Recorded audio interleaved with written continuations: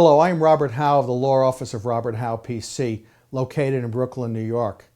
Today we're going to be talking about a house I am renting is not up to the building code.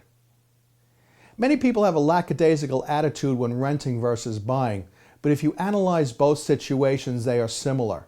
For instance, in both cases, you'll be spending a lot of money and a lot of time in the property.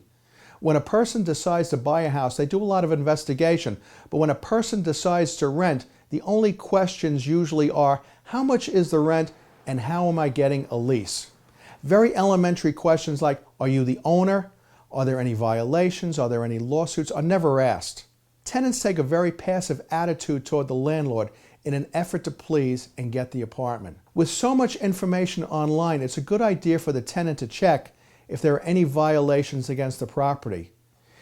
If there are, they should be dealt with before signing a lease. If the violations go on after you're living there, you should talk to the landlord about remedying them. If the landlord refuses, the tenant should not attempt to fix the violations themselves.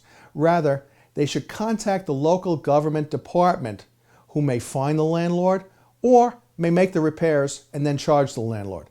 As a last resort, the tenant sometimes withholds the rent until the landlord takes them to court, and the matter will be resolved before a judge. As a final note, building codes are constantly being updated. The updated codes may not apply to buildings built before the change, or may apply to different size buildings. So as to code changes, your building may not be required to keep up with the changes. We've just been talking about a house I am renting is not up to the building code.